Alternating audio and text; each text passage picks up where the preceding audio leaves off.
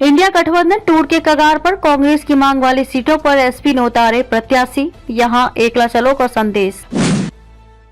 नमस्कार, मैं हूं अंजना और आप देख रहे हैं यूपी न्यूज 24। तो चलिए एक नजर डालते हैं आज की प्रमुख खबर पर। उत्तर प्रदेश में इंडिया गठबंधन टूर के कगार पर पहुंच गया है। सपा ने कांग्रेस को जो 17 सीटें प्रस्तावित की थी उनमें से वाराणसी में अपना प्रत्याशी उतार दिया है, जबकि अमरोहा व बागपत में प्रभारी देकर एकला चलो के अपने इरादे साफ जाहिर कर दिए हैं। सूत्रों के मुताबिक दोनों के बीच सोमवार देर रात भी सीटों पर वार्ता हुई। कांग्रेस मुरादाबाद, बिजनौर और बलिया की सीट चाहती थी, लेकिन समाजवादी ये सीटें देने को तैयार नहीं है। सपा अध्यक्ष अखिलेश ने राहुल गांधी की न्याय यात्रा का निमंत्रण तो स्वीकार किया, पर अपनी घोषणा के अनुसार वे रायबरेली या अमेठी में इस यात्रा में शामिल नहीं हुए। अखिलेश ने सोमवार को ये स्पष्ट कर दिया था कि सीटों का बंटवारा फाइनल होने से पहले वे इस यात्रा में शामिल नहीं होंगे। इसके साथ ही उन 17 सीटों की सूची में कांग्रेस नेतृत्व को भेज दी गई थी, जो सीटें बकौल सपा कांग्रेस ने मांगी थी। सूत्रों का कहना है कि सपा नेतृत्व ने मंगलवार को बातचीत में शामिल दिल्ली के कांग्रेस नेताओं को ये संदेश भिजवा दिया कि सपा को जो सीटें देनी थी दे दी गई हैं। अब फैसला कांग्रेस का है कि गठबंधन करना है या नहीं।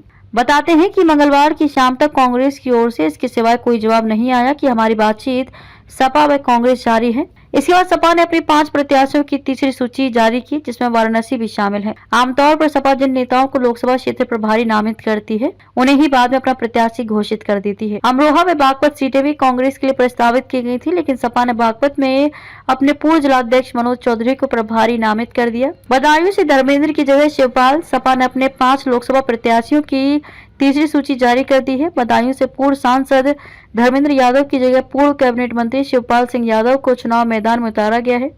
कांग्रेस को दी वाराणसी सीट पर भी सपा ने पूर्व मंत्री सुरेंद्र सिंह पटेल को टिकट दे दिया है।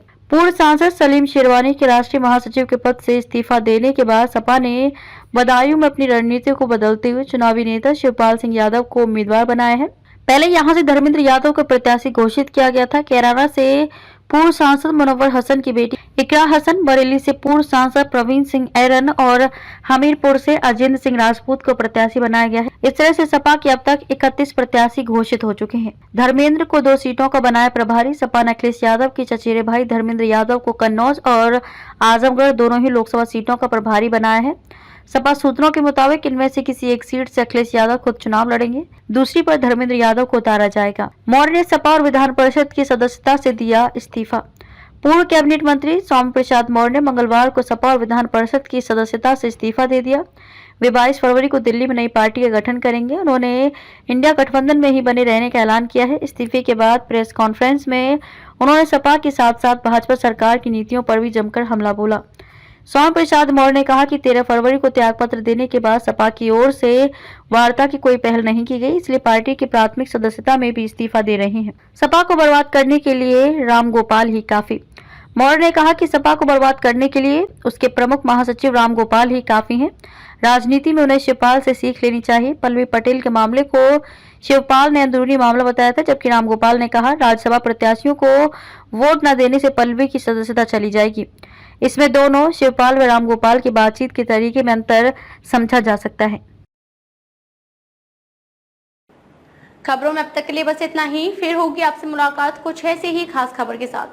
तब तक के लिए नमस्कार और देखते रहिए यूपी न्यूज 24।